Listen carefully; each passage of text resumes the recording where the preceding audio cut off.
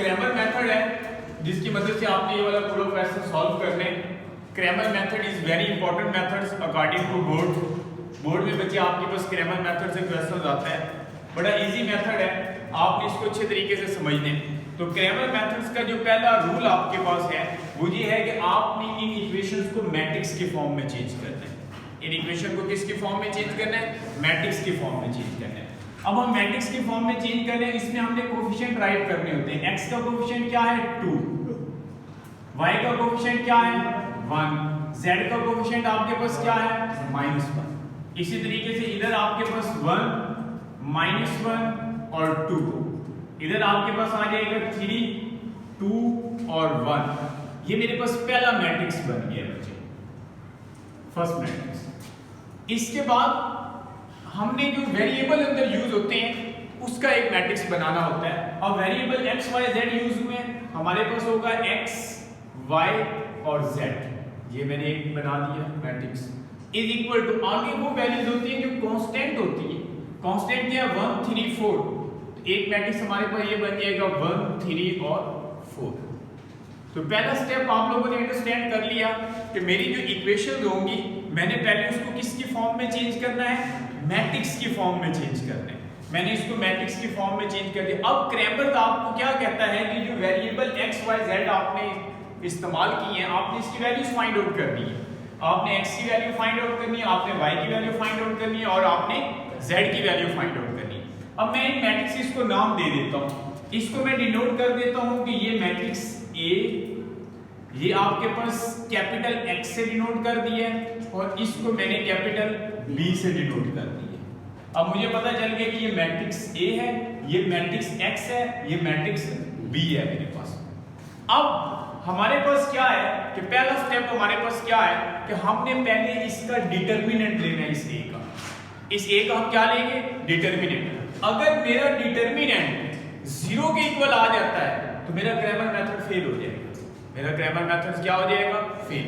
अगर मेरा डिटरमिनेंट 0 के इक्वल नहीं आता फिर मैंने आगे क्वेश्चन को सॉल्व करना है। तो हम सबसे पहले क्या फाइंड आउट करेंगे? डिटरमिनेंट फाइंड आउट करेंगे। इस A का डिटरमिनेंट हम फाइंड आउट करेंगे। अब हम A का डिटरमिनेंट फाइंड आउट करने जा रहे हैं। It's first step. तो हमारे पास आ गया 2 1 -1 1 -1 और 2 3 2 और 1। चलिए बच्चे प्लस माइनस प्लस R1 की मदद से हम इसको क्या कर रहे हैं? एक्सपेंड कर रहे हैं। हम अपना डिटरमिनेंट फाइंड आउट कर रहे हैं। तो A का पहला आपके पास क्या है 2, इसके बाद फिर आपके पास क्या है -1। बच्चे पता है ना ये वाला माइनस साइन, आपको प्लस माइनस प्लस डिटरमिनेंट के साइन होते हैं ये आपके पास। उसके बाद आपके पास प्लस और ये माइनस है। अब सेम वही रूल्स, 2 जिस रो में पड़ा है, जिस कॉलम में पड़ा है वो हमने भूल जाना है। ये 2 इस रो में पड़ा है, इस कॉलम में पड़ा है, हम इसको क्या करते हैं? भूल जाते हैं। क्या बचा हमारे पास? -1 2 2 और 1 आपके पास। -1 जिस रो में पड़ा है, जिस कॉलम में पड़ा है वो हमने भूल जाना है। ये देखिए ये कॉलम और ये रो हम भूल गए। पीछे क्या रह गया? 1 2 3 और 1। तो हमारे पास आ जाएगा 1 2 3 और 1। लास्ट जिस रो में पड़ा है, जिस कॉलम में पड़ा है हमने भूल जाना है। क्या आपके पास है? 1 -1 3 और 2। अब पहले डायगोनल इंटीज मल्टीप्लाई होगी, याद रहे डायगोनल इंटीज मल्टीप्लाई होगी। अब ये 2 -1 आ जाएगा और -4 आपके पास। -1 इसी तरह डायगोनल इंटीज मल्टीप्लाई 1 -6 आपके पास। -1 मल्टीप्लाई होगा आपके पास 2 + 3 आपके पास इज इक्वल टू 2। जब इसको सॉल्व करेंगे -5 -1 फिर आपके पास आ जाएगा -5 -1 और आपके पास 5। अंडरस्टैंड? माइनस आपके पास आ गया 10 प्लस आपके पास 5 -5। प्लस माइनस कैंसल आउट हो जाएगा, ये आ गया -10। अब बच्चे A का डिटरमिनेंट आपके पास क्या आ गया है? -10।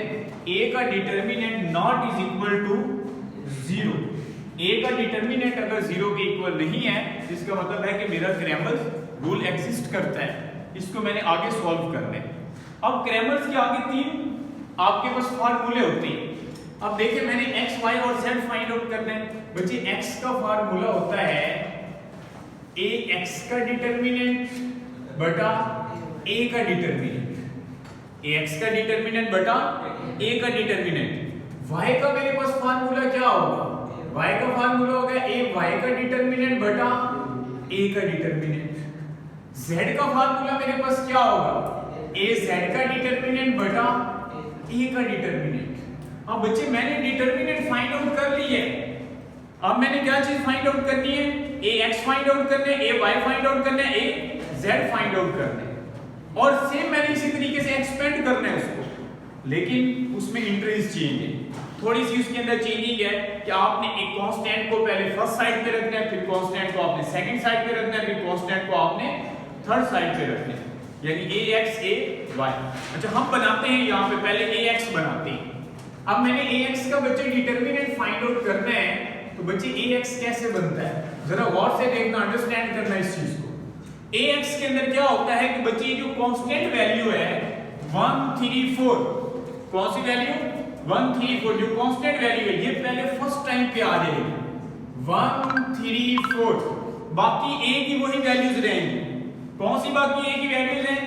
1 -1 2 -1 2 और 1। बाकी एंट्रीज वही रहेगी आपके पास 1 -1 और आपके पास 2।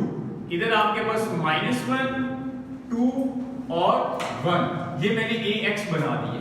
तो ax का पता चल गया आप लोगों को।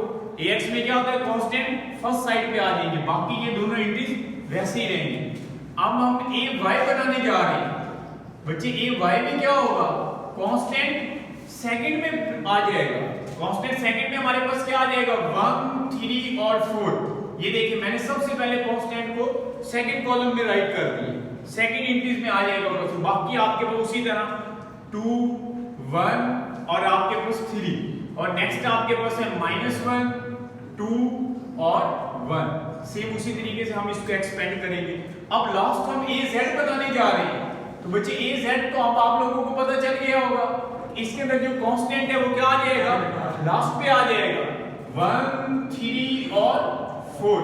ये हमारा कांस्टेंट है, लास्ट पे आ गया। बाकी दोनों इंटी यहाँ पर वैसे ही रहेंगी। क्या मेरे पास है? 2 1 3 आपके पास 1 -1 और आपके पास 2।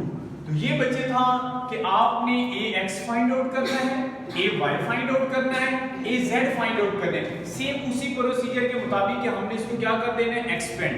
जब हम इसको फाइंड आउट कर लेंगे ax ay और az को हम इस फार्मूले के अंदर पुट करके x y और z की वैल्यूज फाइंड आउट कर लेंगे।